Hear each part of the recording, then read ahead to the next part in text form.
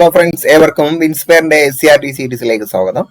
നമ്മൾ ഇന്ന് ഫിസിക്സിലെ ഒരു ഭാഗമാണ് ഡിസ്കസ് ചെയ്യാൻ പോകുന്നത്. ഇത് 5ാം ക്ലാസ്സിലെ 9ാം പാഠഭാഗമാണ്. ബഹിരാകാശം, വിസ്മയങ്ങളുടെ ലോകം. കഴിഞ്ഞ ക്ലാസ്സുകളിലായിട്ട് നമ്മൾ പല സബ്ജക്റ്റും ഡിസ്കസ് ചെയ്തു. ഇന്ന് ഫിസിക്സിലെ ബഹിരാകാശത്തെക്കുറിച്ചും അതിനോടനുബന്ധമായിട്ടുള്ള കുറച്ച് വിഷയങ്ങളെക്കുറിച്ചും നമ്മൾ പഠിക്കാൻ പോവാണ്. ആദ്യമായിട്ട് ഇവിടെ ഒരു ചിത്രത്തില് ഒരു പന്തിന്റെ മുകളിൽ ഉറുമ്പ് നിൽക്കുന്ന ഒരു ചിത്രം തന്നിട്ടുണ്ട്. എന്നിട്ട് കുറച്ച് ചോദ്യങ്ങൾ. പന്തിന് മേലിരിക്കുന്ന കുഞ്ഞനുറുമ്പിനെ കണ്ടല്ലോ. നിങ്ങൾ ഒരു പന്ത് കാണുന്നത് പോലെ ആയിരിക്കുമോ കുഞ്ഞനുറുമ്പ് ഈ പന്തിനെ കാണുന്നത്? പന്തിന്മേലിരിക്കുന്ന കുഞ്ഞനുറുമ്പ് പന്തിന്റെ രൂപം എങ്ങനെയായിരിക്കും കാണുന്നത് എന്നൊക്കെ പറഞ്ഞ് ഇങ്ങനെ ചോദിക്കുന്നുണ്ട്.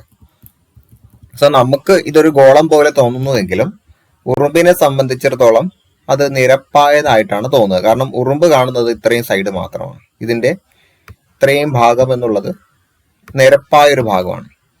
ഇതുപോലെ തന്നെയാണ് മനുഷ്യന്റെ കാര്യവും. ഭൂമി ഒരു ഗോളമാണ് എങ്കിലും മനുഷ്യനത് ഫീൽ ചെയ്യില്ല. കാരണം ഗോളം വലിയ ഗോളമാണ്, അതിലെ ചെറിയൊരു തരി മാത്രമാണ് മനുഷ്യൻ എന്ന് പറയുന്നത്.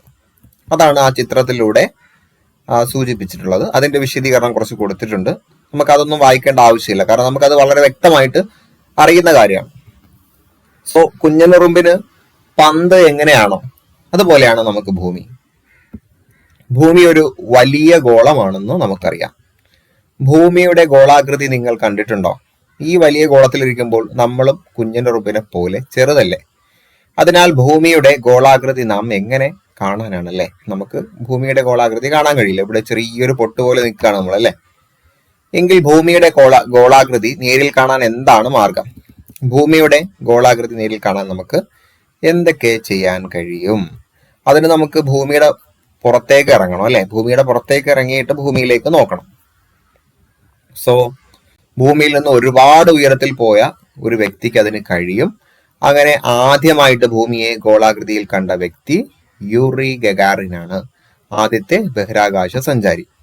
ബഹിരാകാശ യാത്ര നടത്തിയ ആദ്യത്തെ വ്യക്തി, ലോകത്തിലെ ആദ്യത്തെ വ്യക്തി യൂറി ഗഗാറിൻ. സോ നമുക്ക് ബഹിരാകാശത്തെ കുറിച്ച് പഠിക്കാം. ഭൂമിയിൽ നിന്ന് മേലോട്ട് നോക്കുമ്പോൾ നാം എന്തെല്ലാമാ കാണുന്നത്? ചന്ദ്രൻ, പക്ഷികൾ, മഴവില്ല്, നക്ഷത്രം, അങ്ങനെ ഒരുപാട് കാര്യങ്ങൾ അല്ലേ. സോ ഭൂമിയുടെ അന്തരീക്ഷത്തിനും അപ്പുറമുള്ള വിശാലമായ ശൂന്യ പ്രദേശമാണ് ബഹിരാകാശം. ഭൂമിയുടെ അന്തരീക്ഷത്തിലുള്ള കാര്യങ്ങളൊക്കെ ഏകദേശം നമുക്ക് കാണാൻ കഴിയുന്നുണ്ട്. അതിനും അപ്പുറമുള്ള ശൂന്യമായിട്ടുള്ള പ്രദേശമാണ് ബഹിരാകാശം. ഭൂമിയുടെ അന്തരീക്ഷത്തിനപ്പുറമുള്ള വിശാലമായ ശൂന്യപ്രദേശമാണ്, പ്രകാശമല്ല പ്രദേശമാണ് ബഹിരാകാശം. അപ്പൊ ഭൂമിക്ക് ചുറ്റും ബഹിരാകാശമുണ്ട് അല്ലെ. നമുക്ക് മുകളിൽ മാത്രമാണോ അന്തരീക്ഷവും അതിനപ്പുറവും ബഹിരാകാശവും ഉള്ളത്? അല്ല. ഗ്ലോബ് നോക്കൂ. ഭൂമിയിൽ ഇന്ത്യയുടെ എതിർഭാഗത്തിലെ അമേരിക്കയുടെ സ്ഥാനം, അവരുടെ മുകളിലും ഇതേപോലെ അന്തരീക്ഷവും മറ്റു കാര്യങ്ങളൊക്കെ വരുന്നുണ്ടല്ലോ. സോ നമുക്ക് മനസ്സിലാക്കേണ്ടത് ഭൂമിക്ക് ചുറ്റും ബഹിരാകാശമുണ്ട് അല്ലെ. ഭൂമിക്ക് ചുറ്റും ബഹിരാകാശമുണ്ട്. ഭൂമി ബഹിരാകാശത്തിലെ അനേകം കോടി ഗോളങ്ങളിൽ ഒന്ന് മാത്രമാണ്. ബഹിരാകാശത്ത് ഭൂമിയുടെ ഏറ്റവും അടുത്തുള്ള ആകാശഗോളം ചന്ദ്രനാണ്. ഭൂമിയുടെ ഏറ്റവും അടുത്തുള്ള ആകാശഗോളം ചന്ദ്രനാണ്. ദെൻ ബഹിരാകാശ ഗോളങ്ങളിൽ എത്ര എണ്ണത്തിന്റെ പേര് നിങ്ങൾക്ക് അറിയാം എന്ന് പറഞ്ഞു നമുക്ക് നമ്മുടെ 8 ഗ്രഹങ്ങൾ, അഷ്ടഗ്രഹങ്ങളുടെ പേര് എഴുതാൻ തന്നിട്ടുണ്ട്. അതിന്റെ പേര് നിങ്ങൾക്ക് അറിയാമല്ലോ. ഓക്കെ. ദെൻ നമ്മുടെ സൗരയുധത്തിലും അതിനപ്പുറവും ഒരുപാട് ആകാശഗോളങ്ങളുണ്ട്. ഇവയെ കുറിച്ച് കൂടുതൽ അറിയാനുള്ള അടങ്ങാത്ത ആഗ്രഹമാണ് ബഹിരാകാശ യാത്രകൾക്ക് മനുഷ്യനെ പ്രേരിപ്പിച്ചത്. സോ ഈ 8 ഗ്രഹങ്ങളുടെ പേര് ജസ്റ്റ് ഒന്ന് നിങ്ങൾ എഴുതി നോക്കുക കേട്ടോ. എഴുതി നോക്കുക, എല്ലാവർക്കും അറിയുന്ന കാര്യമാണ്, അതുകൊണ്ട് ഞാനത് പറയുന്നില്ല. മനുഷ്യന്റെ ആദ്യ ബഹിരാകാശ യാത്ര. ഇനിയാണ് കുറച്ച് ഫാക്റ്റുകളിലേക്ക് കടക്കുക. 1961 ഏപ്രിൽ 12 സോവിയറ്റ് യൂണിയന്റെ വോസ്റ്റോക്ക് 1 എന്ന ബഹിരാകാശ പേടകമാണ് ആദ്യ ബഹിരാകാശ സഞ്ചാരിയായ യൂറി ഗഗാറിനെ ബഹിരാകാശത്തിലേക്ക് എത്തിച്ചത്. ഇവിടെ നോക്കൂ, വർഷം പടി 1961 ഏപ്രിൽ 12. അപ്പോൾ 1961 ഏപ്രിൽ 12, 1961 ഏപ്രിൽ 12. അപ്പൊ 4-ാം മാസം 12-ാം തീയതി. ആരാണ്, ഏത് രാജ്യമാണ് യൂറി ഗഗാറിനെ അയച്ചത്? Soviet union.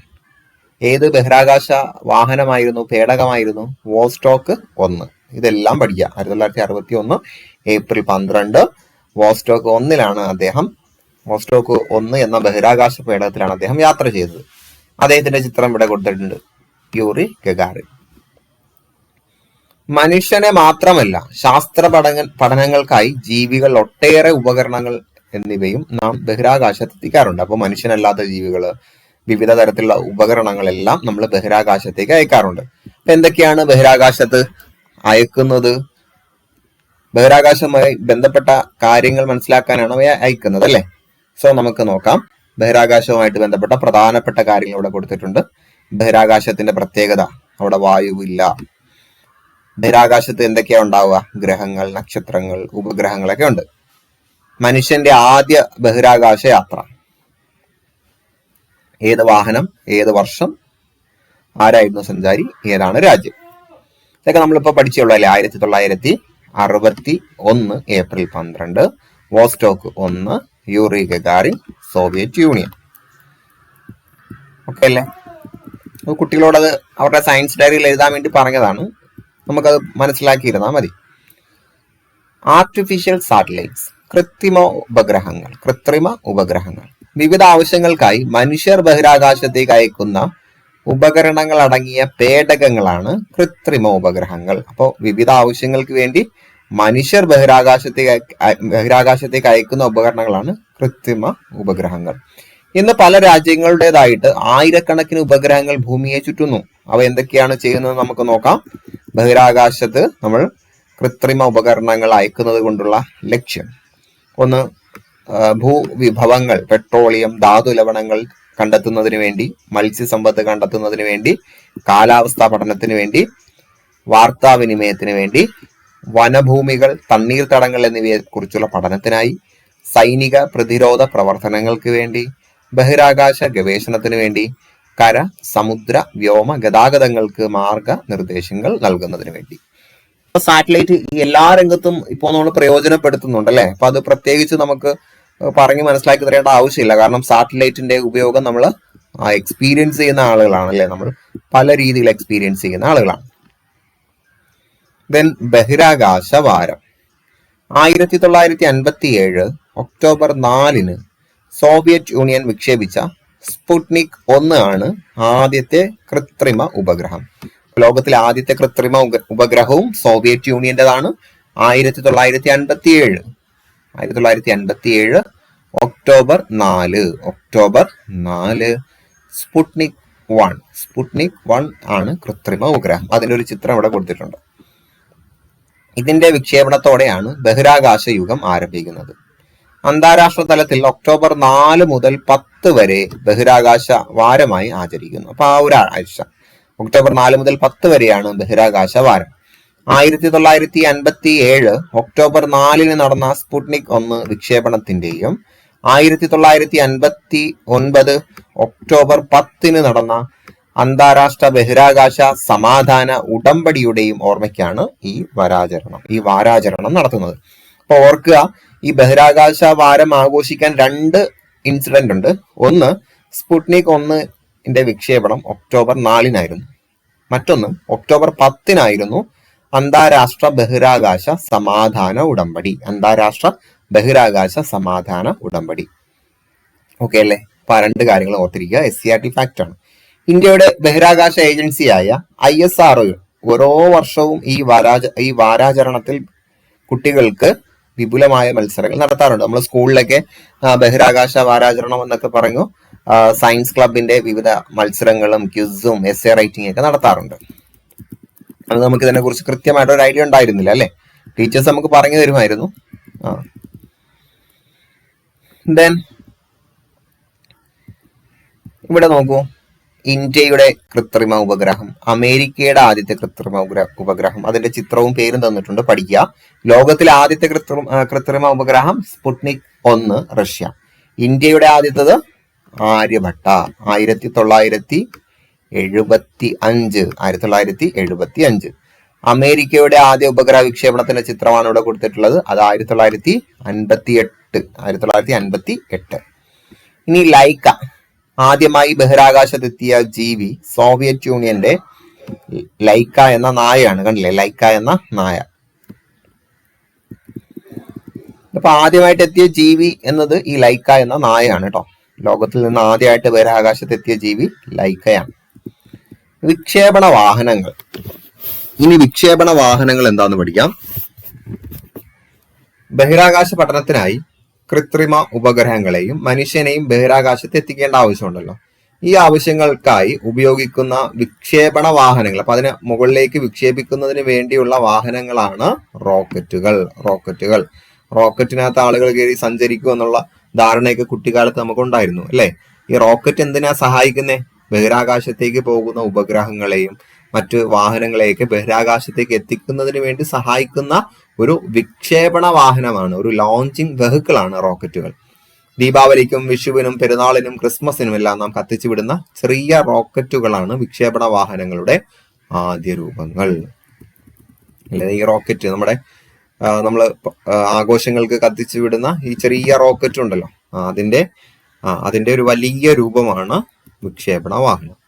മനുഷ്യൻ ഇന്നേ വരെ നിർമ്മിച്ച റോക്കറ്റുകളിൽ ഏറ്റവും വലുത് സാറ്റേൺ 5 കേട്ടോ. ഈ പേര് പഠിക്കുന്നതിന് മുമ്പ് നമുക്കൊന്നും കൂടെ കൺഫേം ചെയ്യണം. അതിന് ശേഷം ഏറ്റവും വലുത് വന്നിട്ടുണ്ടോ എന്ന് അറിയില്ലല്ലോ.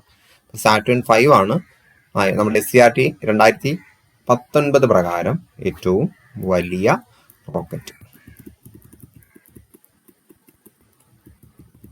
മുകളിലേക്ക് എറിയുന്ന കല്ല് താഴേക്ക് വരുന്നത് കണ്ടിട്ടുണ്ടല്ലോ. ഭൂമി കല്ലിനെ ആകർഷിക്കുന്നത് മൂലമാണിത്. ഭൂമിയുടെ ആകർഷണത്തെ അതിജീവിച്ച് മനുഷ്യനെയും ഉപഗ്രഹങ്ങളെയും ബഹിരാകാശത്ത് എത്തിക്കുക എന്നതാണ് റോക്കറ്റുകളുടെ മുഖ്യധർമ്മം. അപ്പോൾ ഗുരുത്വാകർഷണം, ആ ഒരു ഭൂമിയുടെ ആകർഷണത്തെ അതിജീവിച്ച് മുകളിലേക്ക് കൊണ്ട് വാഹനങ്ങളെയും ഉപഗ്രഹങ്ങളെയും എത്തിക്കുക എന്നുള്ളതാണ് ബഹിരാകാശ വാഹനങ്ങളുടെ ദൗത്യം. അപ്പൊ റോക്കറ്റിന്റെ മാതൃക ഇവിടെ കൊടുത്തിട്ടുണ്ട്. റോക്കറ്റ് മാതൃക എങ്ങനെ നിർമ്മിക്കാമെന്നൊക്കെ കുട്ടികളോട് പറയുന്നുണ്ട്. നമുക്കതിന്റെ ആവശ്യമില്ല കേട്ടോ, നമുക്ക് അതിന്റെ ആവശ്യമില്ല. അതുകൊണ്ട് ഞാനത് ക്രോസ് ചെയ്യാണ്, അത് വായിക്കേണ്ട ആവശ്യമില്ല. ദെൻ ഇന്ത്യൻ ബഹിരാകാശ സഞ്ചാരികൾ. ബഹിരാകാശ യാത്ര നടത്തിയ ആദ്യത്തെ ഇന്ത്യക്കാരൻ രാകേഷ് ശർമ്മ. PYQ ആണ്. ഇന്ത്യക്കാരിൽ ആദ്യമായിട്ട് യാത്ര നടത്തിയത് രാകേഷ് ശർമ്മയാണ്. അതിനുശേഷം കൽപ്പന ചൗള, സുനിത വില്യംസിന്റെ ബഹിരാകാശ യാത്രയുമായിട്ട് ബന്ധപ്പെട്ട കുറെ വാർത്തകളൊക്കെ നമ്മൾ ഈ അടുത്ത് കേട്ടതാണ് അല്ലെ. അപ്പൊ സുനിത വില്യംസും കൽപ്പന ചൗളയാണ് അദ്ദേഹത്തിന് ശേഷം, രാകേഷ് ശർമ്മയ്ക്ക് ശേഷം ഇന്ത്യയിൽ നിന്നും ബഹിരാകാശ യാത്ര നടത്തിയിട്ടുള്ളത്. എന്നീ ഇന്ത്യൻ വംശജരും ബഹിരാകാശത്ത് പോയിട്ടുണ്ട്. തന്റെ രണ്ടാമത്തെ ബഹിരാകാശ യാത്രക്കിടയിൽ കൊളംബിയ സ്പേസ് ഷട്ടിലുണ്ടായ അപകടത്തിൽപ്പെട്ട് കൽപ്പന ചൗള ദാരുണമായി മരണമടഞ്ഞു. ഇനി നമ്മുടെ സുനിത വില്യംസിലേക്ക് വരുന്ന സമയത്ത് 2 ലോക റെക്കോർഡുകൾ അവർക്കുണ്ട്. ഇതുവരെ ബഹിരാകാശത്ത് ഏറ്റവും കൂടുതൽ സമയം കഴിച്ചു കൂട്ടിയ വനിത, നമ്മുടെ ബഹിരാകാശത്ത് ഏറ്റവും കൂടുതൽ സമയം കഴിച്ചു കൂട്ടിയ വനിത ഇന്ത്യൻ വംശജയായിട്ടുള്ള സുനിത വില്യംസ് ആണ്.